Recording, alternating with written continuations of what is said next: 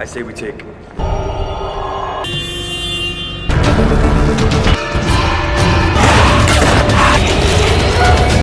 Welcome. आज हम देखने वाले हैं डिजास्टर एल। इस मूवी की शुरुआत में एक एस्ट्रोनॉमी सेंटर को दिखाते हैं जहां पर अजीब सा सन्नाटा छाया हुआ है, मानो कि जैसे कुछ बड़ा होने वाला हो। तभी हमें एक स्पेस का सीन दिखा जाता है जिसमें बहुत सारे एस्ट्रॉयड पृथ्वी की तरफ बड़ी ही तेजी से आ रहे हैं।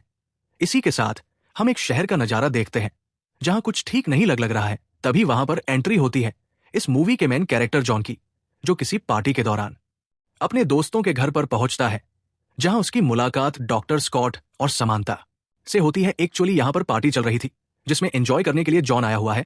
अब यहां जॉन की मुलाकात उसके सारे गंजरी दोस्तों से होती है जिसमें टर्नर, एस्ट्रिड, नीट, एडम और एक दो और भी मौजूद होते हैं। तभी जॉन को अपनी एक्स गर्लफ्रेंड टोरी वहां पर दिखाई देती है जिसके साथ उसका 2-3 हफ्ते पहले ही ब्रेकअप हो गया था। अब जॉन उससे हालचाल पूछने के बाद फिर से अपने दोस्तों को ज्वाइन कर लेता है। इसके बाद उसके दोस्त जॉन से कहते हैं कि भाई, तेरी जिंदगी में बहुत सारी लड़कियां आएंगी, तू उस टोरी गोरी के पीछे मत भाग, उसे भूल जा। अब इसी दौरान टीवी में एक ब्रेकिंग न्यूज आती है जिसमें पृथ्वी पर बहुत ही जल्द एक एस्टेरॉयड हमला करने वाला है, जो सुनकर तो पार्टी में सभी लोग डर जाते हैं।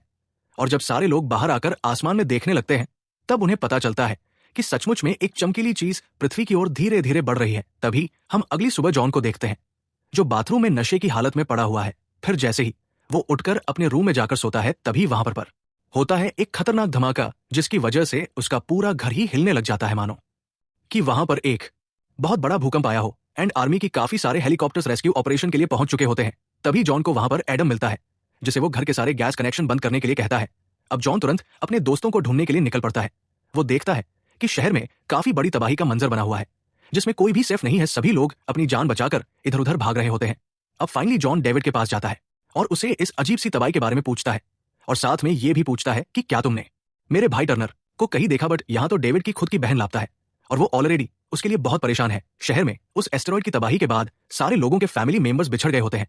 वहां से निकलकर डेविड अपने दोस्त स्कॉट के पास जाता है जहां पर ब्रेकिंग न्यूज चल रही होती है कि कल रात के एस्ट्रोएड्स की वजह से बहुत ही बड़ा हमला हुआ है जिसमें हजारों सिटीजन जख्मी हो गए हैं और सभी लोगों को अपने अपने घरों में रहने की सलाह दी जाती है। अब वहां से निकलकर जॉन अपने दोस्त स्कॉट के पास जाता है। फिर वो स्कॉट से अपने भाई के बारे में पूछने लगता है। तब स्कॉट उसे बताता है कि टर्नर तो रात को अपने किसी मिक्की नाम के दोस्त के घर गया था।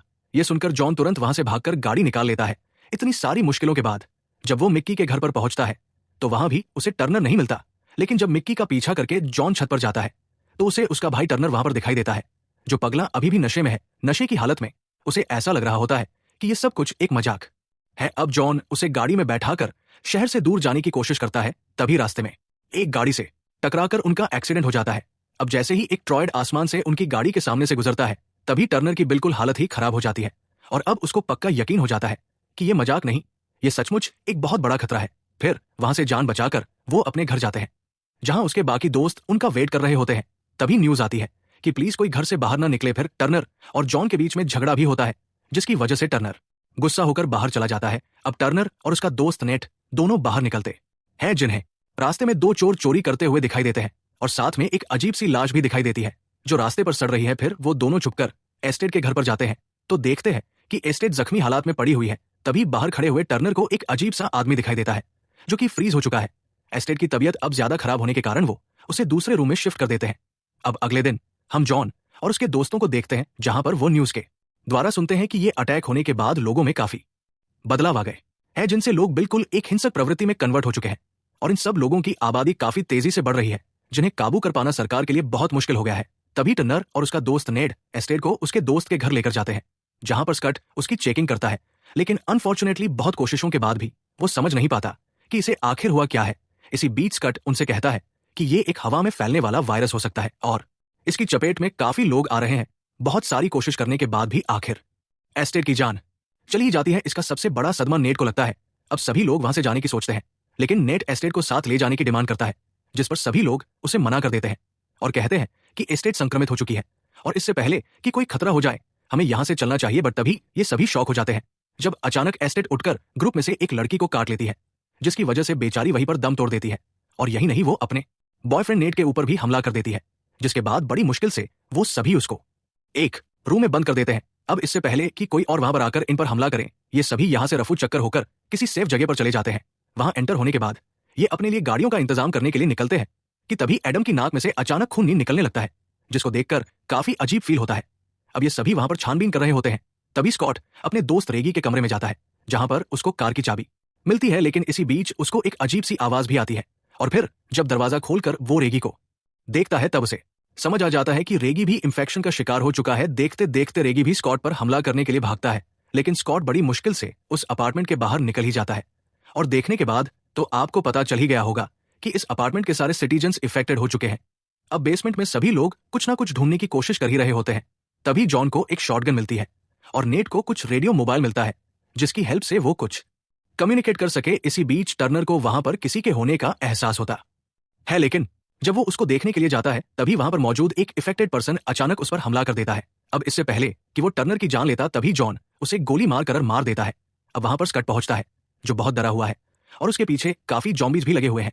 फिर वो सभी अपनी जान बचाने के लिए वहां से भागते हैं।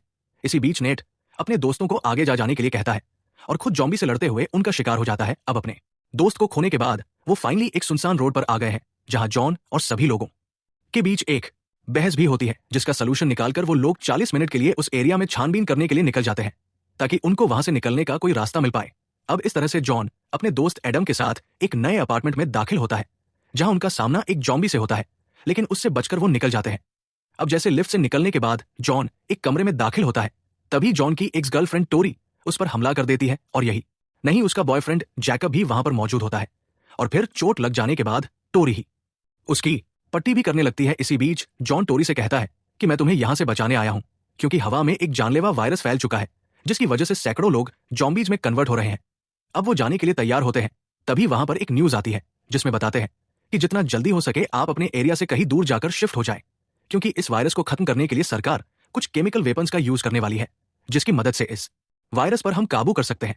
और साथ ही साथ ये भी बताते हैं कि उनके पास सिर्फ सुबह के 5 बजे तक का वक्त है। ये सुनने के बाद वो उस घर से बाहर निकलते हैं और वहां से जाने का रास्ता ढूंढते हैं। तभी हमारे एक जॉम्बी भाई साहब का आगमन हो जाता है, जो उनको देखने के बाद उनके पीछे भागने लगता है। फिर उससे जान बचाकर सभी भाग जाते हैं, लेकिन एडम जानबूझकर वही रुक जाता है और जॉम्बीज का शिकार हो जाता है।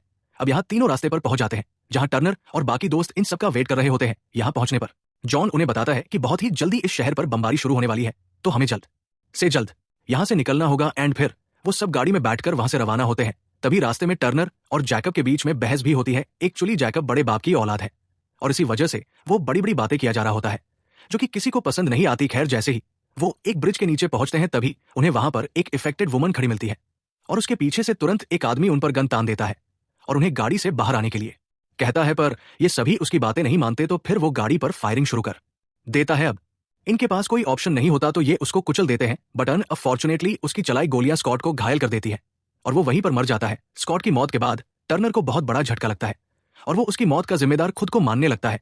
इसी बीच होता है सबसे बड़ा धोखा, जहां पर जैकब उनकी कार लेकर भाग जाता है।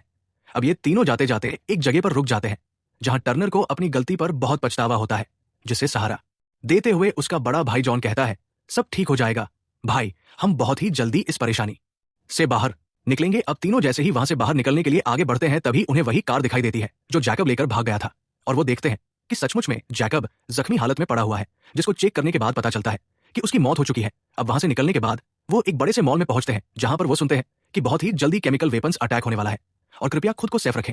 और इसी बीच 2 खतरनाक जॉम्बी उनके पीछे पड़ जाते हैं, जिनसे निपटने के लिए टर्नर रेडी हो जाता है और जॉन को आगे जाने के लिए कहता है। बट जॉन के लाख मना करने के बाद भी टर्नर उसकी बात नहीं मानता और उन 2 जॉम्बीज को गुमराह करने के लिए दूसरे रास्ते से भाग जाता है। उसे लगता है कि उसने उन 2 जॉम्बीज को गुमराह कर दिया, लेकिन थ्रिल का सामना अब होता है, जब टर्नर पर पीछे से आया एक जॉम्बी अटैक कर देता है। इसी अटैक की वजह से जॉम्बी टर्नर को भी काट लेता है, जिससे वो भी इफेक्टेड हो जाता है, और देखते देखते टर्नर उस जॉम्बी को भी अपने चाकू से मार देता है। अब जॉन और टोरी उस खतरनाक जगह से काफी दूर जा चुके हैं, और इस तरफ टर्नर भी एक बड़ी सी बिल्डिंग पर आकर रुक जाता है। और यहां हम देखते हैं इस मूवी का सबसे इमोशनल सीन, जब टर्नर अपने भाई जॉन और टॉरी को सही सलामत जाते हुए देखता है और बड़ा ही खुश होता है। आखिर में टर्न ने खुद की जान गंवाकर अपने भाई की जान बचाई, जो देखकर काफी ज्यादा इमोशनल फील हो जाता है। साथ में उन सारे दोस्तों की लाशें दिखाई जाती है, जिन्होंने अपने दोस्तों को बचाने के लिए अपनी कुर्बानी दे दी। अब फाइनली जॉन और टोरी वहां के समुद्र के बीच पर पहुंचते हैं, जहां पर वो देखते हैं कि गवर्नमेंट के सारे हेलीकॉप्टर्स शहर पर केमिकल हमला करने के लिए निकल चुके हैं। और इस तरह के इमोशनल एंड मेमोरेबल सीन के साथ ये मूवी यहां पर खत्म होती है। दोस्तों, वीडियो अच्छी लगी हो, मूवी अच्छी लगी हो, एक्सप्लेनेशन अच्छा लगा हो, वीडियो को लाइक कीजिए और चैनल को सब्सक्राइब कर दें। बाकी मिलते हैं अगली वीडियो में, तब तक के लिए गुड बाय, पूरा ख्याल रखिए एंड फाइनली थैंक्स फॉर